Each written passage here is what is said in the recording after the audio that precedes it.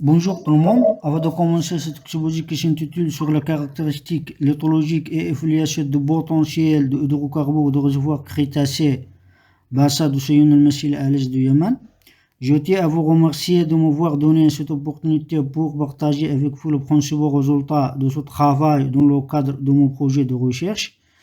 Cette présentation se déroulera comme suit. On va commencer par la présentation du contexte de cette étude, puis la zone d'étude, ensuite matériel et méthode, et ensuite discussion de principaux résultats, et on finira par une conclusion.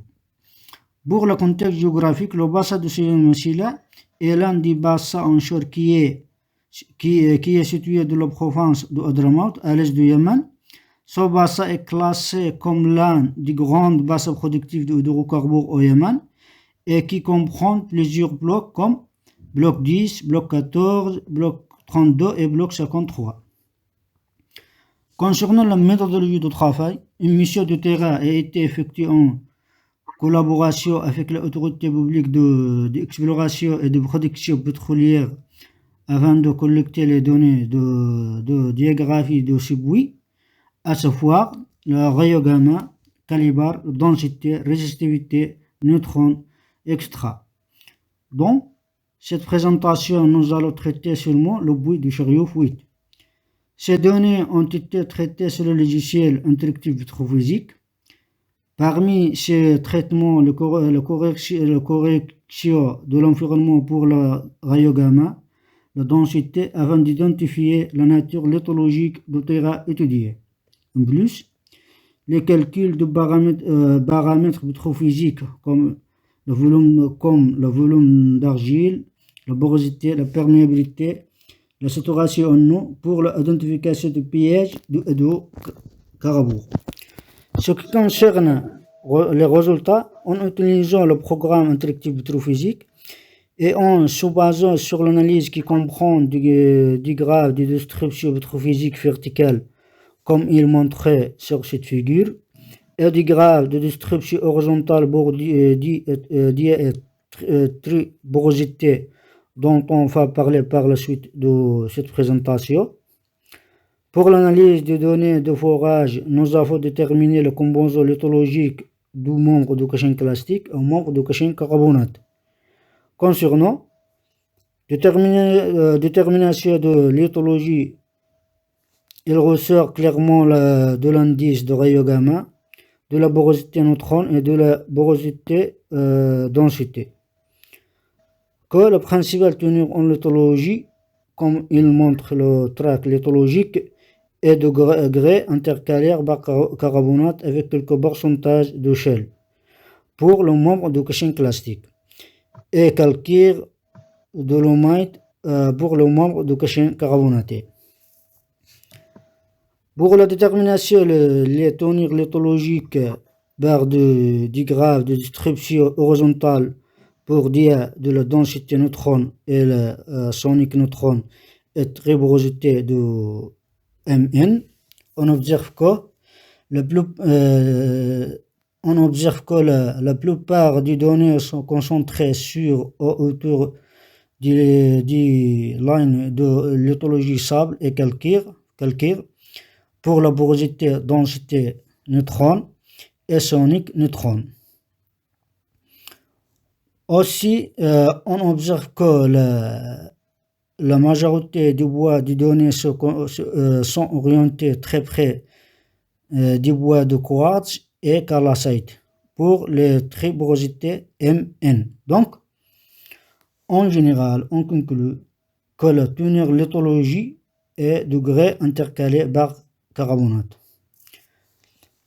Pour la gestion des hydrocarbures, la affiliation de potentiel pétrolier des roches réservoirs de la zone d'étude est basée sur les résultats de l'analyse de diagraphie réalisée pour le puits du Cheriouf 8. L'analyse comprend des graphes de distribution pétrophysique verticale comme il est montré sur cette figure, et les cartes de configuration isoparamétrique horizontale dont on va parler par la suite de cette présentation. À partir de courbes des indices rayon gamma, de la porosité neutron densité et de la résistivité, on observe que les couches poreuses des hydrocarbures sont caractérisées par des fibres rayons gamma, crossover entre la densité et le neutron, et une augmentation régulière pour la résistance pour profondeur. Donc, les régions hydrocarbures est S et 1. Les cartes de configuration isoparamétrique de saturation en eau, porosité effective et de volume d'argile d'oxygène clastique montrent une diminution de saturation en eau de l'ouest vers la partie nord et sud-ouest de la zone d'étude. Pour les cartes isoparamétriques de répartition de la porosité effective de oxygène clastique montrent une diminution de la partie nord-ouest, tandis qu'on note une augmentation de la partie sud et sud-ouest. Les cartes de configuration isoparamétrique de volume d'argile pour le membre de oxygène clastique montrent une diminution de les argiles à l'ouest et centre, tandis qu'une augmentation de la partie nord-ouest et sud-ouest a été observée. En général, on observe que les régions qui sont caractérisées par une faible volume d'argile, une saturation en eau et une augmentation de porosité sont les régions saturées en hydrocarbures. Pour le conclure, la composition lithologique du oxygène clastique correspond à degrés intercalaires carbonate avec quelques pourcentages de sel. D'après l'interprétation de paramètres pétrophysiques lisibles, le sable pour le membre de oxygène clastique était recouvert par de calcaire imperméable, qui pouvait agir comme un joint de base au membre de oxygène clastique, ce qui lui fait porter les caractéristiques de réservoir. Le présent de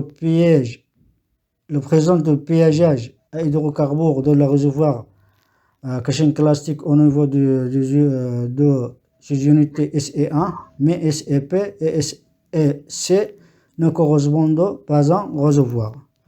Merci beaucoup.